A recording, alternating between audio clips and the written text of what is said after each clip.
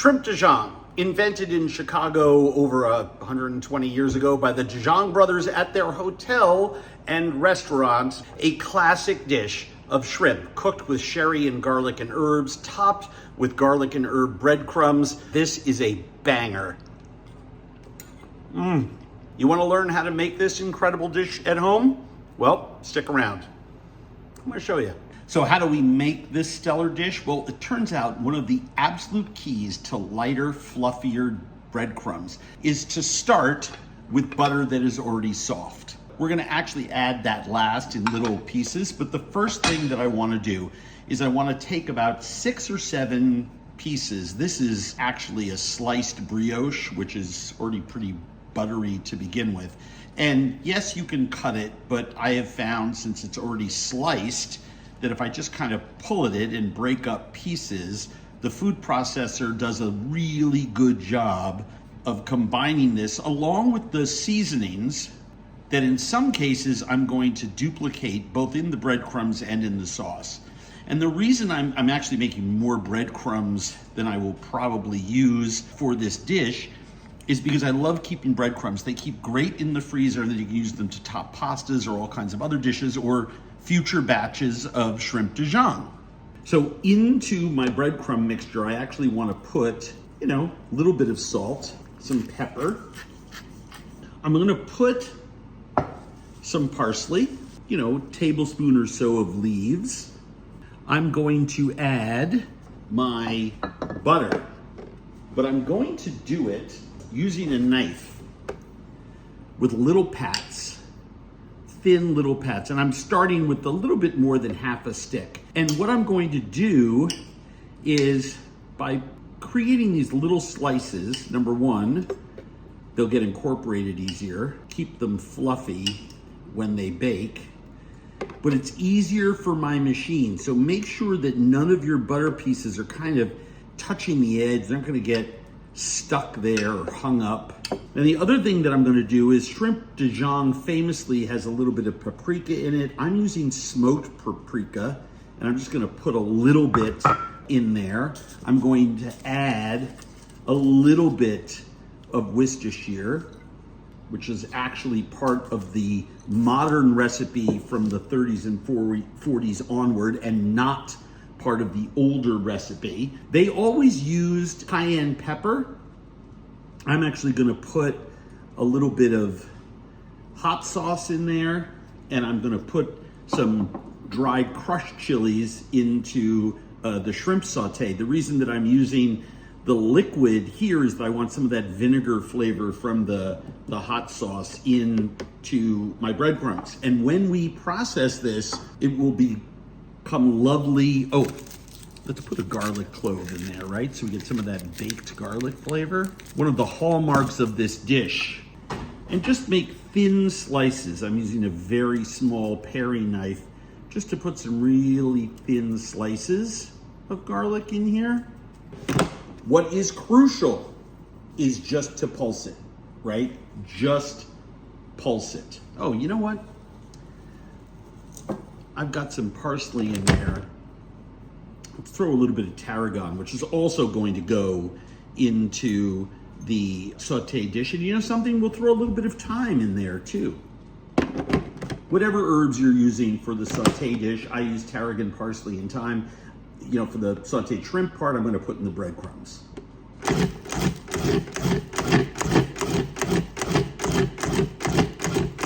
And I'm just gently pulsing this.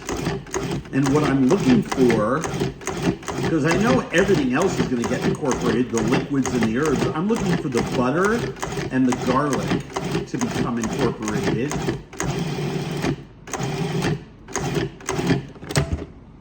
And that's it. And this is what I want you to look for. I want you to look for it being light, crumbly, and it would stick together if you compressed it. Those are absolutely perfect. Let's spread this on a cookie sheet. You can use a small one, you can use a medium one. This is a teeny tiny one. I'm gonna need a bigger tin. All right, I've gotten a bigger cookie sheet, and you can just dump this entire mixture out. And then what's really important, using your fingers and a very light touch, just spread them out. These are dense because of the butter, but also because of the liquid seasonings, the herbs, everything that's in there. But when they bake, they will be crusty and crummy, and they will not be soggy.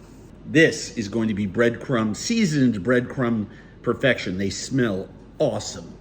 These are going to go into a 375-degree oven until they're nice and browned. I put the breadcrumbs in a 375-degree oven and then lowered the heat to 350. I've got about a tablespoon of fresh thyme leaves here, and I'm going to add some tarragon and some parsley. So the first thing that I need to do with the tarragon is get rid of these big stems by pulling the leaves off of them and then coarsely chopping them up. Thick stems, no good. And I'm gonna chop it with my parsley. Just makes it easier because I don't really have a lot of herbs by volume going in, so I might as well, the bigger your pile of herbs, to me, the easier it is to chop, right?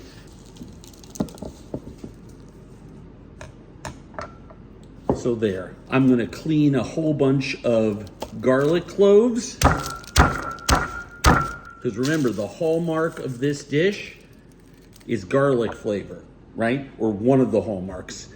And some lemon, along with my Worcestershire, something spicy, chili flakes, salt, the paprika, the thyme. I'm gonna combine that all into one pan because it's gonna get sauteed with my shrimp. So I've got my garlic cloves here. I'm gonna thinly slice those. I've got my lemon juice squeezed. I'm building a bowl with all of my herbs and seasonings so I can add that at once. And I want these, they're gonna cook in sherry with a little bit of white wine. And of course the butter and the shrimp a little bit. So I want it chopped, but I don't want it minced. I don't want it too coarse. And as far as garlic is concerned, just a peeled clove, keep the tip of your knife on the board, use a gentle push cut. You're probably saying to yourself, 4 cloves of garlic. Yeah, 4 cloves of garlic for every pound of shrimp is about right for shrimp DeJong. Now, a word about shrimp. These are U15s, 15 to a pound. They're Mexican white shrimp. I've deveined them and peeled them, right? I've taken that vein out.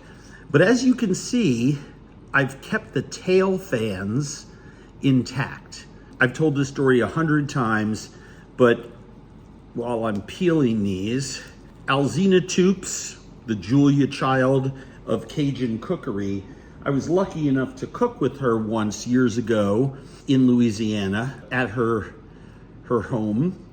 And she asked me to peel shrimp, and I did. And I did not have any of the tail meat intact. The rest of them were beautiful. And it's how I'd done shrimp my whole life. And she said, "You're not gonna pee-wee your shrimp?" And I said, "What do you mean pee-wee my shrimp?" She says, "Pee-wee it. Leave the little tail feathers intact." I don't know where that euphemism came from, but essentially what you do is you almost take off all of the collar there at the top, and you gently tug on all of these tail shells, and you pull them out. Whoop, that one broke. Ever so gently, and you can actually keep the tail meat. It's a tiny little piece of meat, but it does look beautiful when they cook. I guess I had a weird look on my face, and Alzina said to me something I've never forgotten. She says, "All of you young chefs," by the way, I was about 50 at the time. She said, "All of you young chefs, you talk about sustainability, but you throw away some of the shrimp." And I've never forgotten that. So just a gentle tug on all of those tail feathers, loosen them, and the shrimp will come right out. Now, I'm using a really nice shrimp here. Why am I using a really nice shrimp?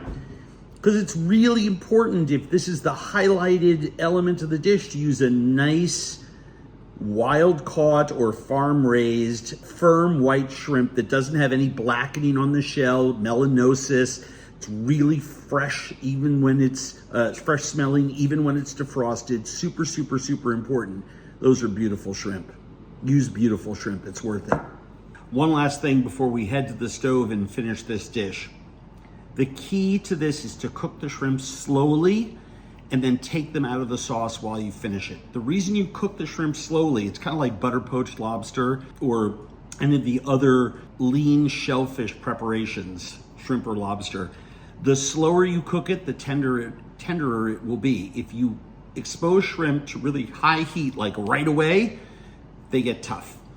When I'm poaching shrimp, for example, I drop it into simmering seasoned water and then turn off the heat and just let them slowly curl up, and they become butter tender and infused with all of that great flavor. So think about that when you're cooking shrimp or lobster.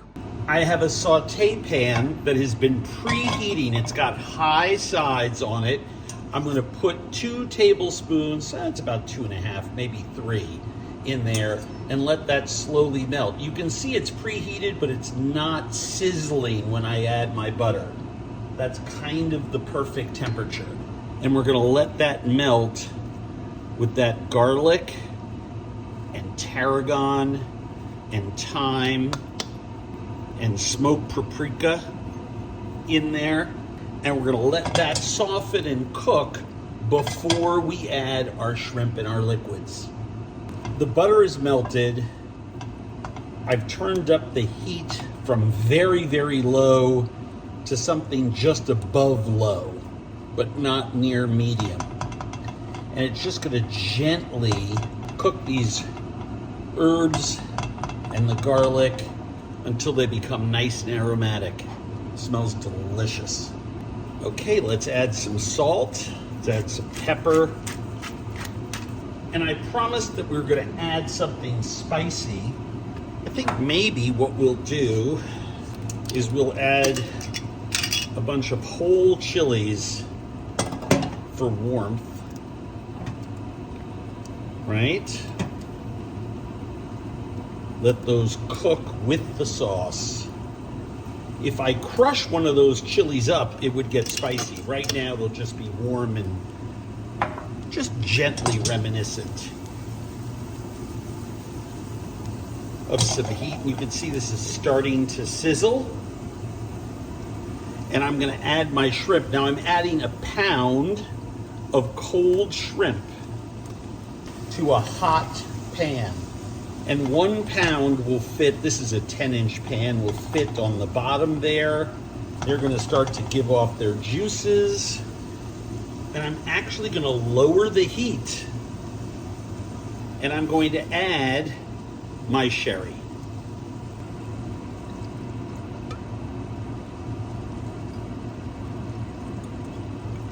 Maybe, I don't know, what is that? A little bit more than a 1/4 cup. A few tablespoons of white wine. And we're just gonna let that slowly simmer. All right, well, we're at the point, I think, where we can take some of these peppers out.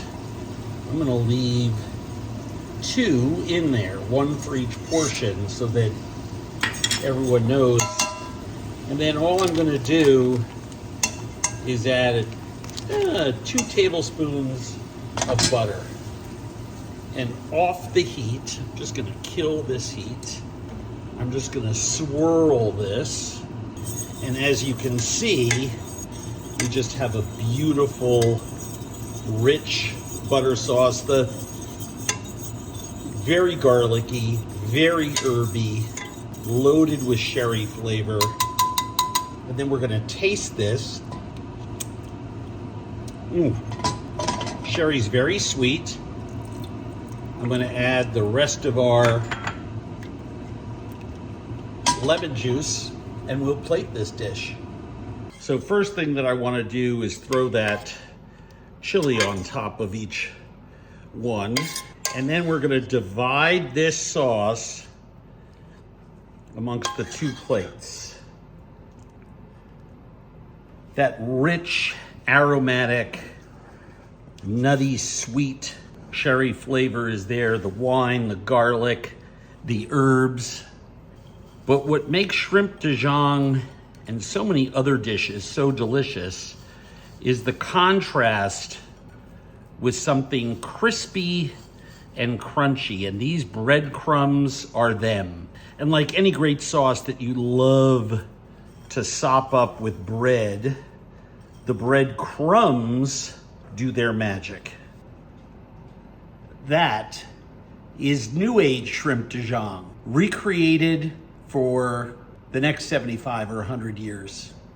And one of my favorite new recipes, and something that I worked for days on. This dish is perfect, not gonna lie. Shrimp DeJong, a classic dish of shrimp cooked with sherry and garlic and herbs, topped with garlic and herb breadcrumbs, invented in Chicago over 120 years ago by the DeJong brothers at their hotel and restaurant named after them. There were 3 DeJong brothers. The recipe was pretty standard for 50, 60 years, then reinvented for the last 70, and now reinvented for a third time here, meticulously by yours truly. One of my favorite food projects and products that I've come across in some time. Nutty, aromatic, loaded with sherry and garlic flavor, just a hint of heat. Those buttery, soft breadcrumbs kept really light and not soggy. Slow poached shrimp, just cooked all the way through, butter tender. This is a banger. Wow.